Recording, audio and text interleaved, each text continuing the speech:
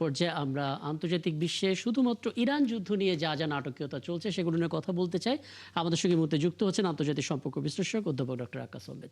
Doctor Akkas Ahmed, আপনাকে আমন্ত্রণ জানাচ্ছি। এবং আন্তর্জাতিক অঙ্গনে ভেবেছিলাম ইরান যুদ্ধ নিয়ে আমরা অনেকটাই স্বস্তিদায়ক পরিস্থিতিতে যাব যখন চুক্তি হচ্ছিল, চুক্তির ভালো একটা পর্যায়ে পৌঁছে গিয়েছিল, এরকম একটা কথা ডোনাল্ড ট্রাম্পের পক্ষ থেকে আসছিল। এরপর আমরা দেখলাম পুরোপুরি চিত্র বদলে গেল। এখন হাতে যে খবরটা আছে, ইরানের সর্বোচ্চ ধর্মীয় নেতা মোস্তফা খামেনি তিনি বলেছেন বাবার হত্যার প্রতিশোধ অবশ্যই নেওয়া হবে। বাবার হত্যা মানে আয়াতুল্লাহ আলী খামেনির হত্যার প্রতিশোধ নেওয়া হবে। তিনি যে কথাটা বলেছেন, যদি কোট করি, তিনি বলেছেন ওপর থেকে নিচ পর্যন্ত এই অপরাধীদের সবার নাম জানা এবং নথিভুক্ত আছে। বৃদ্ধ বয়সে বিছানায় শুয়ে শান্তিতে মৃত্যুর যে ইচ্ছা তারা বুকে পুষে রাখে তা তাদের সঙ্গেই কবরে যাবে। এবং এই বক্তব্যের পর খুব সম্ভবত ডোনাল্ড ট্রাম্প ভয় পেয়েছেন। তিনি বলেছেন ইরান যদি তাকে হত্যার চেষ্টা করে তবে তিনি দেশটিকে ধুলোয় মিশিয়ে দেবেন। ট্রাম্প কি ভয় পেলেন, নাকি এটা আসলে কথার যুদ্ধ, কথার মারপ্যাচ? হ্যাঁ, ধন্যবাদ একাত্তর টেলিভিশনের দর্শক শ্রোতা সংশ্লিষ্ট সবাইকে, এবং সাথে আপনাকেও অভিনন্দন এবং শুভেচ্ছা জানাচ্ছি। আসলে ট্রাম্প হচ্ছে মানে পৃথিবীতে বর্তমান বৈশ্বিক যে নেতা, আপনি যদি ধরেন ইউরোপ এবং এশিয়ার যে বৈশ্বিক নেতা, বিশ্ব নেতা যদি আমরা বলি, তার মধ্যে সবচেয়ে মনস্তাত্ত্বিকভাবে এবং মানসিকভাবে অস্থির এবং কিছুটা অসুস্থ মস্তিষ্কের একজন প্রেসিডেন্ট হচ্ছে প্রেসিডেন্ট ট্রাম্প। ইরান এবং মার্কিন যুক্তরাষ্ট্রের মধ্যে যদি আমি তুলনা করি, তাহলে মার্কিন যুক্তরাষ্ট্রের পররাষ্ট্রনীতির চেয়ে ইরানের পররাষ্ট্রনীতি বেশি পরিপক্ক। আপনি দেখবেন ইরানের পররাষ্ট্রমন্ত্রী আব্বাস আরাকচি এবং সংশ্লিষ্ট মন্ত্রণালয়ের যারা মুখপাত্র, তারা কিন্তু অযৌক্তিক কিংবা আবেগপ্রবণ কোনো কথা বলেন না, তারা কিন্তু যৌক্তিক কথা বলেন। কিন্তু অন্যদিকে আপনি দেখবেন মার্কিন যুক্তরাষ্ট্রের প্রেসিডেন্ট, উনি কিন্তু সবসময় অসামঞ্জস্যপূর্ণ কথাবার্তা বলেন। ইরানের পক্ষ থেকে যেটা বলা হয়েছে যে খামেনির জানাজার সময় যে ওনার আয়াতুল্লাহ আলী খামেনির যে হত্যাকাণ্ডের শিকার হয়েছেন সেটার প্রতিশোধ নেবেন, সেটার প্রতিশোধ ইরান কিন্তু রাতারাতি নেবেন না।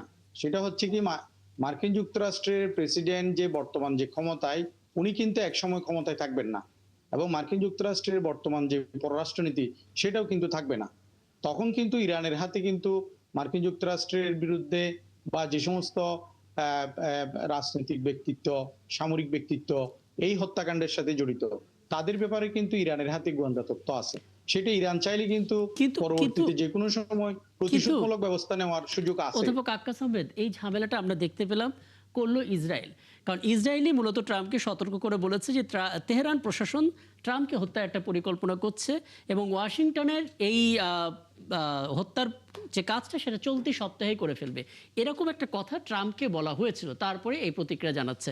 মানে এখানে দুটো সংখ্যা থাকে, এক, ইসরায়েল আসলে পুরো ব্যাপারটা জটিল করছে কিনা, ট্রাম্পকে উস্কে দিচ্ছে কিনা, আর দুই, এই হত্যার কাজটা ইসরায়েলি করে দায়টা ইরানের উপর চাপাতে পারে কিনা। অতীতেও তো এরকম রেকর্ড আছে।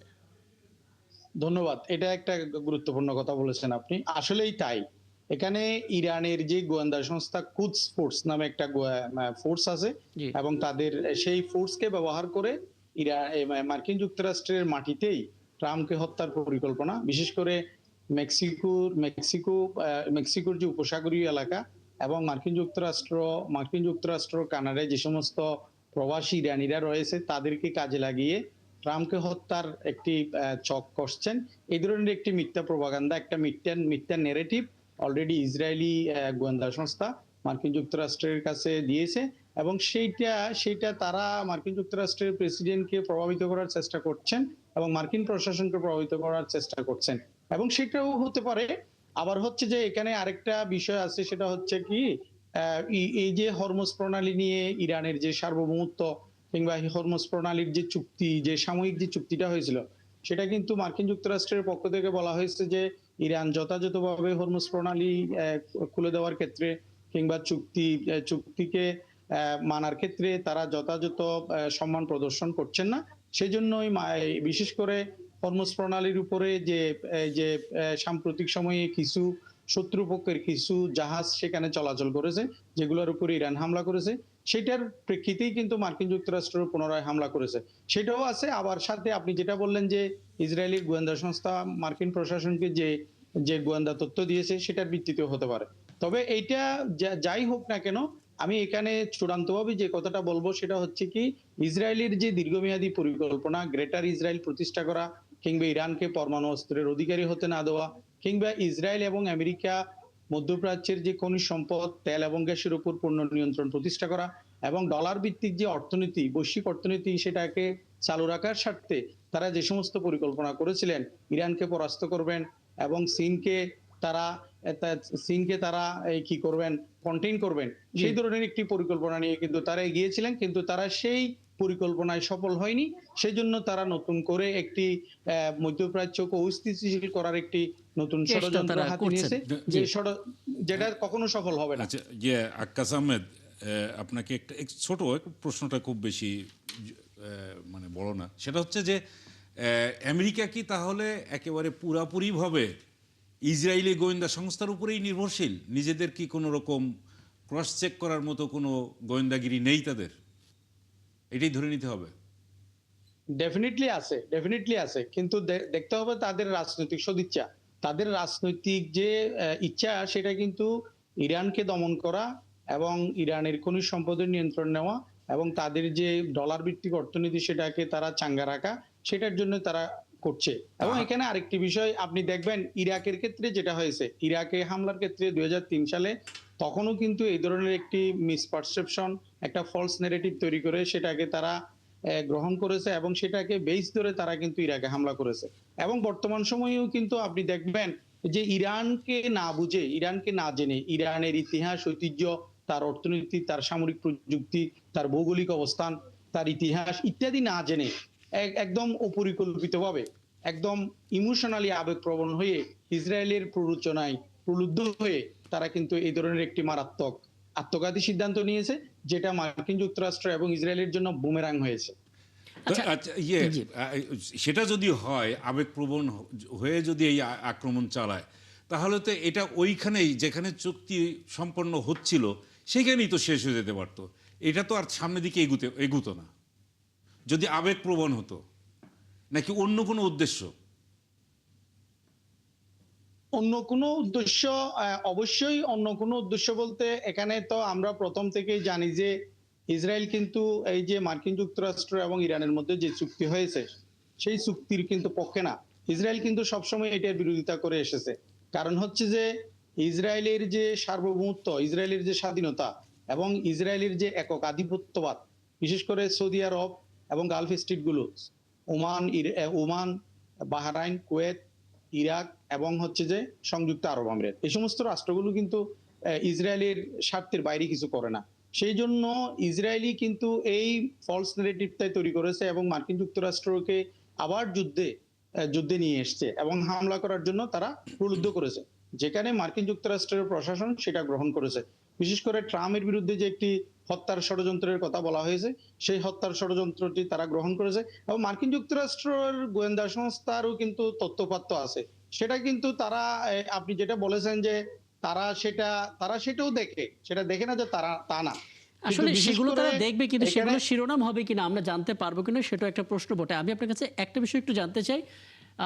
ট্রুথ সোশ্যালে ডোনাল্ড ট্রাম্প প্রতিদিনই বলা হয় যে তিনি আসলে একটা করে স্ট্যাটাস দেন এবং সেই স্ট্যাটাসের মধ্যে অনেক তথ্যগত কিছু ভুল থাকে, কিছু শঙ্কা থাকে।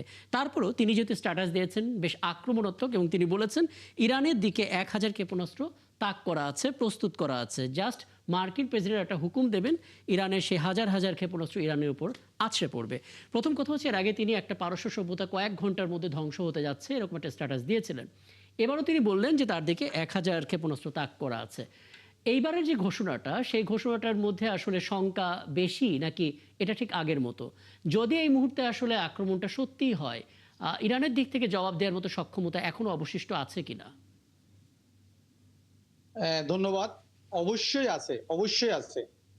কারণ হচ্ছে যে ইরানের, আপনারা দেখবেন এই যে 60% ইউরেনিয়াম এনরিচমেন্ট যেটা হয়েছে 450 কেজি, সেটা কিন্তু আপনার এখন কিন্তু মার্কিন যুক্তরাষ্ট্রের অনেক গবেষক এবং ইউরোপিয়ান অনেক গবেষক তারা মনে করেন যে ইরানের হাতে অলরেডি নিউক্লিয়ার ওয়ারহেড, পরমাণু অস্ত্র অলরেডি আছে এবং 35টার মতো 35-36টার মতো পরমাণু অস্ত্র ইরানের হাতে রয়েছে। এবং আপনি দেখবেন যদি মার্কিন যুক্তরাষ্ট্র যদি গুরুতর কোনো হামলা করে, তখন কিন্তু ইরান কিন্তু তার সর্বশক্তি প্রয়োগ করে সে হামলা করবে। এবং মার্কিন যুক্তরাষ্ট্রের পক্ষ থেকে যেই সম্ভাবনার কথা বলা হচ্ছে যে তারা হাজার হাজার ক্ষেপণাস্ত্র নিয়ে হামলা করবেন, এটা কিন্তু আসলে মনস্তাত্ত্বিকভাবে ইরানের উপর চাপ প্রয়োগ করা এবং ইরানকে চাপে ফেলা। এটা আসলে বাস্তবে কখনোই সম্ভব না। আর 1000 ক্ষেপণাস্ত্র হামলা করে ইরানকে ধ্বংস করা কখনো সম্ভব না। খুবই কাজেই স্পষ্ট ইরান বক্তব্য। হচ্ছে কেন কারণ হচ্ছে যে ইরান হচ্ছে যে কি অনেক বড় একটি রাষ্ট্র, যেটা বাংলাদেশের চেয়ে প্রায় 12 গুণ বড়। সেই রকম একটি বিশাল রাষ্ট্র, যেখানে মার্কিন যুক্তরাষ্ট্র হাজার হাজার কিলোমিটার দূরে, সেখান থেকে এখানে হাজার হাজার ক্ষেপণাস্ত্র হামলা করে ইরানের মধ্যে একটি সভ্য রাষ্ট্রকে ওভারনাইট ধ্বংস করবে, এটা কখনোই সম্ভব না। মার্কিন যুক্তরাষ্ট্রের পক্ষে এটা কখনোই সম্ভব না। বুঝতে পারছি, এটা হ্যাঁ। সম্পূর্ণ মিথ্যাচার। মিথ্যাচার এবং মনস্তাত্ত্বিক একটা লড়াই তৈরি করা, প্রতিপক্ষের উপর একটা চাপ তৈরি করা, নানা কিছু সেখানে থাকতে পারে। দেখা যাক সময়ের সাথে সাথে কি ঘটে। অনেক ধন্যবাদ ডক্টর আক্কাস আহমেদ, সময় দেওয়ার জন্য। নিশ্চয়ই আরো কথা হবে সামনে আপনার সঙ্গে।